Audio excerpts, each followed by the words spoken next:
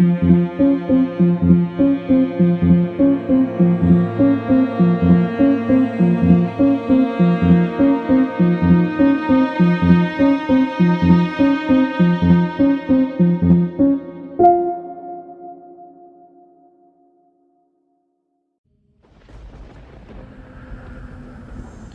buenas noches.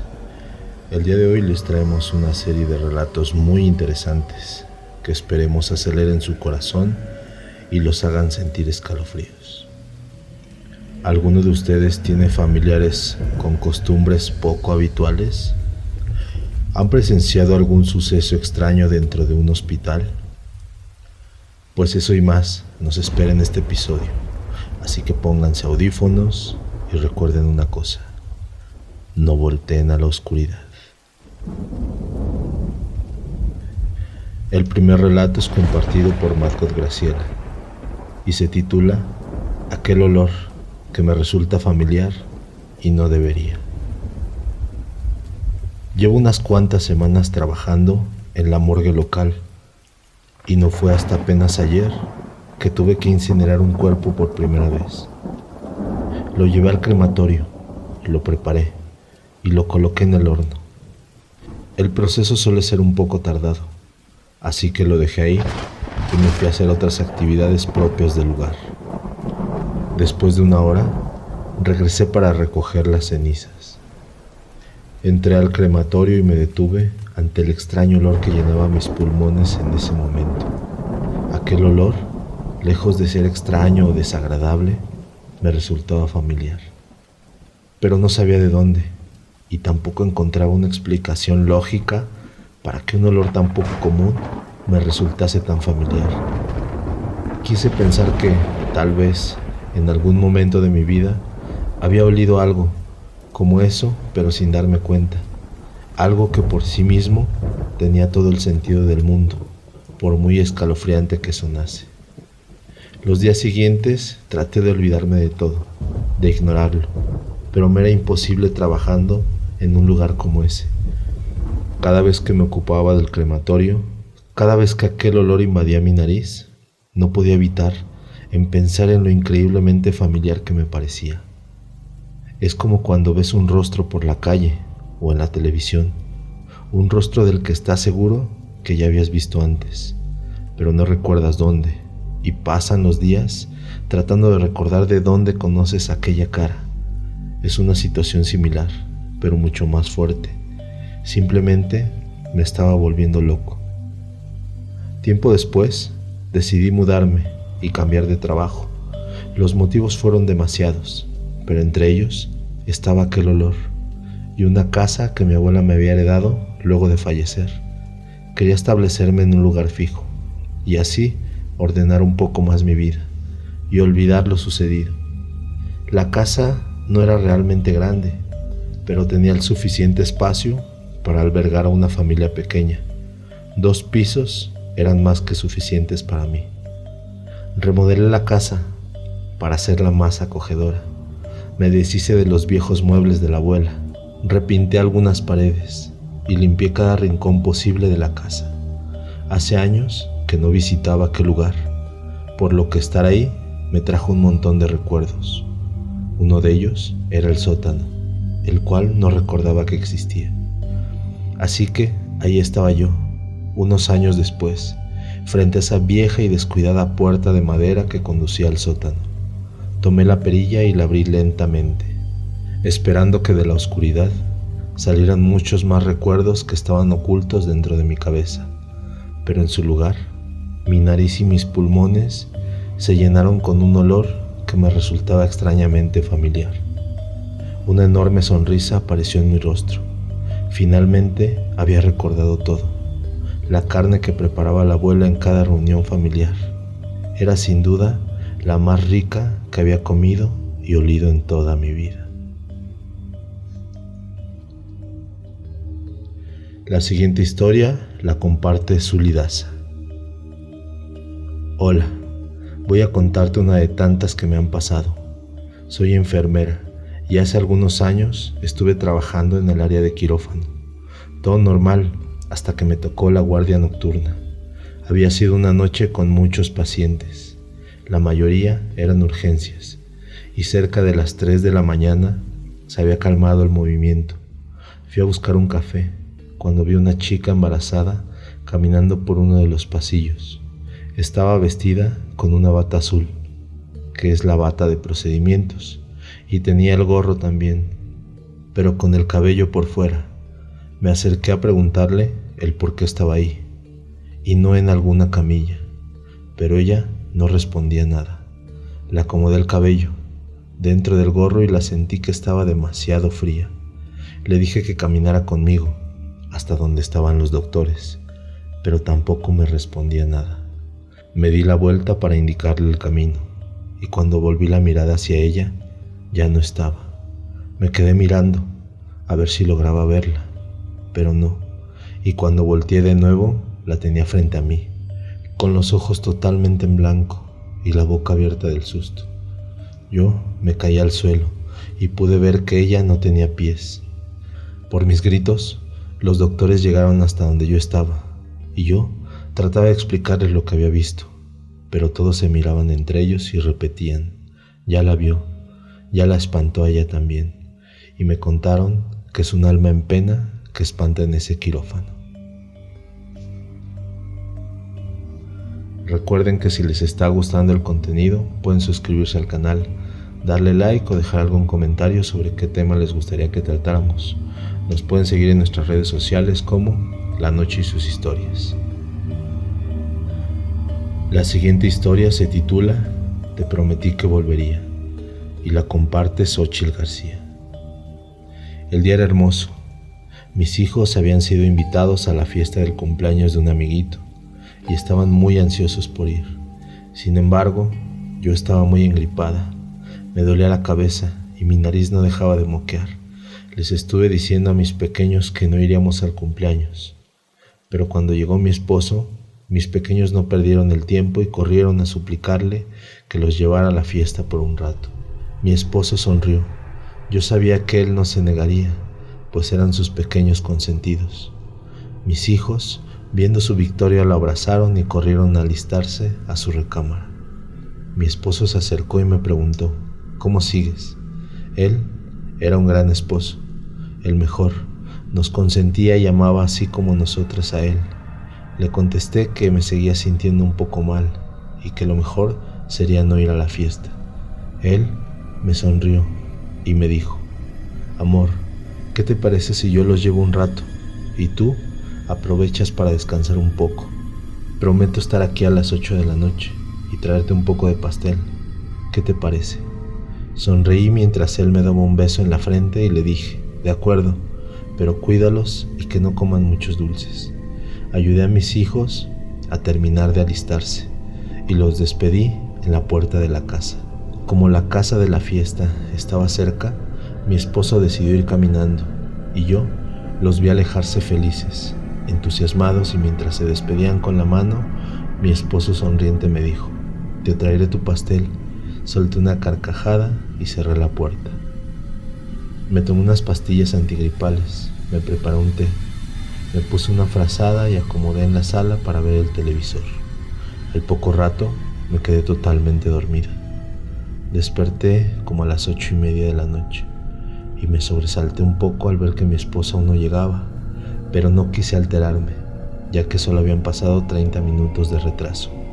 Tomé el celular y le mandé un mensaje para saber si se estaban divirtiendo, pero no hubo ninguna respuesta. Seguí viendo la televisión mientras esperaba su llegada, pero pasaron los minutos que se convertían lentamente en horas, y al ver que ya eran las 10:30 de la noche, llamé a la casa del amigo de mis hijos, pero nadie me contestó. Llamé al celular de mi esposo y tampoco hubo una respuesta. Mandé 1000 mensajes y nada. Cuando el reloj dio las 12 de la noche, decidí salir a buscarlos, y cuando me dirigí hacia la puerta, ésta se abrió, y corrí hacia ahí, y con un enorme alivio vi entrar a mi esposo con mis hijos. Me sentí tan tranquila, y aunque también estaba un poco molesta, corrí y los abracé. Mi esposo estaba muy frío, pero supuse que era porque no llevaba chaqueta. Me sonrió y me entregó un gran plato de pastel mientras decía: Lo siento, amor, perdí la noción del tiempo, pero prometí que regresaría y te traería un trozo de pastel. Sonreí y fui a guardar el pastel a la cocina. Cuando regresé a la sala, vi a mis hijos serios y algo ausentes, así que pensé que estarían cansados por la fiesta y ordené que se fueran a la cama. Ellos obedecieron y fueron a su recámara. Cuando ya estaban listos, entré a arroparlos. Ellos me abrazaron y me besaron diciendo: gracias, mamita, gracias, te amamos. Muy conmovida les devolví el abrazo y los besé diciéndoles: yo también los amo con todo el corazón. Sonrieron tranquilos y yo salí de su habitación y me fui a la mía. Cuando entré, mi esposo ya estaba en su lugar acostado. Me puse la bata y me fui a acostar a su lado. Me tocó la frente y me dijo: ¿cómo te sientes? Le dije que mejor y él sonrió y me dijo: te amo y siempre lo voy a hacer. Lo besé, me abrazó y nos dormimos. Me despertaron unos golpes en la puerta. Al ver el reloj, vi que eran las 7 de la mañana. Me giré para levantar a mi esposo, pero su lado estaba vacío. Así que me levanté, ya que los golpes no cesaban. Me cambié la bata y corrí a las escaleras abajo para abrir la puerta. Al abrir, me encontré de frente con un oficial de policía que me dijo: buenos días, señora. Recuerdo que le dije: buenos días, oficial, ¿puedo ayudarlo? ¿Algún problema? Él me miró con compasión y respondió: necesito que me acompañe. Salí sin hacer ninguna pregunta y al salir sentí un gran frío y un gran vacío en mi corazón, aunque nunca imaginé el porqué. El policía me llevó a su patrulla. Arrancó y condujo un par de calles más adelante. Paró y volteando hacia mí me dijo en voz baja y calmada: señora, necesito que sea muy fuerte en este momento y antes de que baje, debo decirle que... No escuché más. Bajé de la patrulla y corrí hacia donde estaban unas sábanas blancas que ocultaban unos cuerpos. Los destapé y casi me desmayo cuando vi la escena más trágica de mi vida. Caí al suelo. No me sentía dentro de mi cuerpo. Bajo esas sábanas estaban los cuerpos sin vida de mis hijos y mi esposo, el cual sostenía un gran plato de pastel totalmente aplastado. No daba crédito a lo que veía y en mi cabeza repetía una y otra vez que la noche anterior los había visto. En mi cabeza murmuraba: los vi ayer, los vi ayer. Volteaba para todos lados, queriendo encontrar una explicación, pero no había nada. El oficial que fue por mí se acercó lentamente, tapó nuevamente los cuerpos y me explicó: ayer, como a las 8:30 de la noche, un joven ebrio que iba manejando a muy alta velocidad se subió a la acera.